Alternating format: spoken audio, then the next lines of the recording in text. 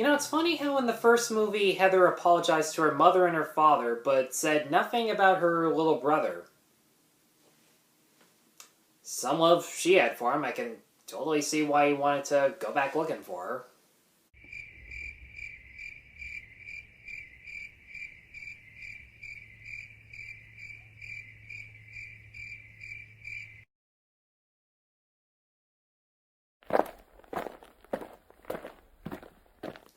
Hi, I'm Tyler, and I'm here to let you know that the 2016 Blair Witch is no perfect movie.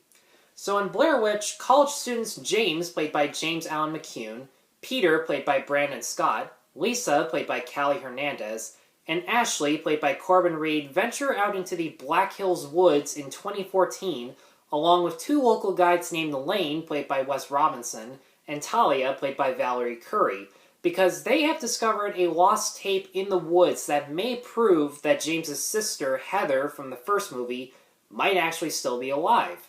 And after spending a night in the woods, just like in the first movie, things start to get very, very messy. Now, as a director, Adam Weingart has a very interesting way of shooting and editing found footage to the point where it could completely pass as a normal horror film. There is still a large amount of handheld, shaky camera work that does still work because the camera work adds to the intensity. The woods looks just as closed in as it does seem agoraphobically endless, and the sound design once again adds to the scares that you can't see and therefore can't predict.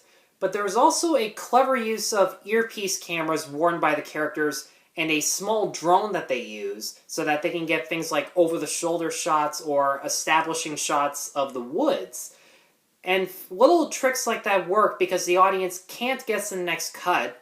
They can still see the scene a lot more clearly, and the establishing shots of the woods actually add to how claustrophobic and agoraphobic it is at the exact same time.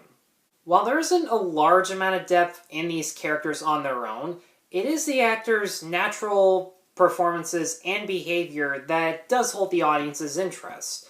What is interesting about James as a character is that while he is desperate for closure about his sister's disappearance and is willing to team up with two locals who are very sneaky and have agendas of their own, he doesn't put his needs first, and he is willing to leave the woods right away in case of emergency when someone does get injured, or if he does think that the locals are messing with them and putting stick figures up that they may or may not have put up on their own.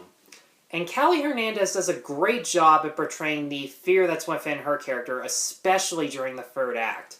When she's trapped in a dug-up tunnel, she displays every emotion that a rational human being would at that moment. She does cry a lot, she does scream in defeat, but she also does calm herself momentarily and very patiently, and she uses whatever resources she can find in that tunnel to help her escape. Now, the biggest thing that this film does do differently from its predecessor is delve a lot deeper into the mythos of the Blair Witch without giving us too much. While we don't actually see the witch through the movie, we're shown very subtly how she may or may not be psychologically torturing people in the woods to do her deeds.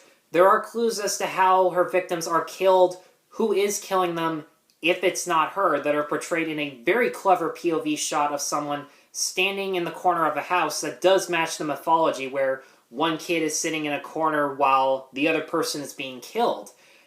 And there are also some clever hints as to whether or not the witch can control a person after they've left the woods, because there are characters who do say, oh yeah, I've been in these woods, I came out just fine.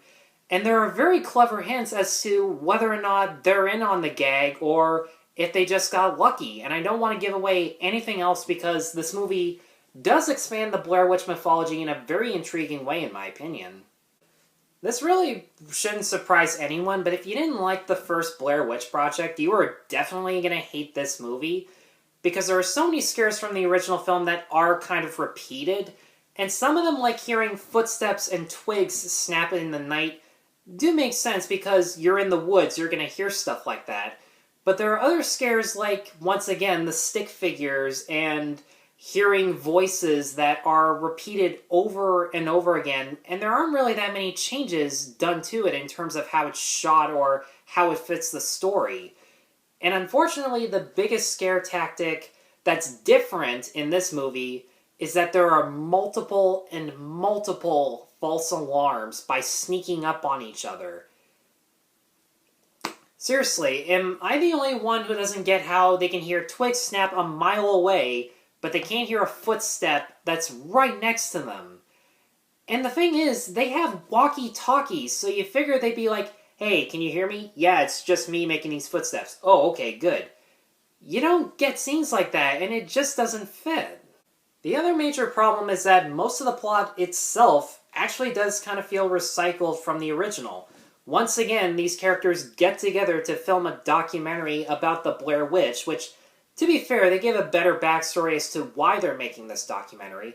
And once again, they get lost in the middle of the woods, they get separated from each other once things start to go wrong. And I don't really think I'm giving anything away here, but the big climax does happen in probably the exact same house as the first one.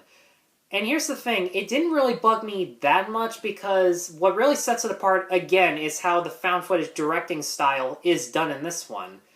But there are going to be some people who just say that the direction is cliched and isn't as realistic as the first one. And as much as I like the way this movie was directed, sometimes that problem does get in the way. In the original, there were longer takes that were out of focus and very shaky due to the fact that the characters were exhausted and mentally stressed out, and they're not going to, put their all into making each shot look perfect. In this one, there are scenes where it doesn't seem plausible because of how clear and stable the images are, and why their cameras are even on in the first place when they're talking to each other about how sick the other person one is. Do we really need a shot of that? It wouldn't fit with the scenario. So yeah, Blair Witch is pretty derivative to its predecessor in terms of its scare techniques and its character development, but for me, the way the found footage is shot for the most part, the actors' performances, the mythology of the Blair Witch, and a very enthralling, intense finale made me glad that I saw this movie, and for that reason, I'm going to give Blair Witch a 3.5 out of 5. Guys, thanks as always for watching. Be sure to like, subscribe, check out my other reviews at NoPerfectMovie.com. Thank you all so much for watching. Take care.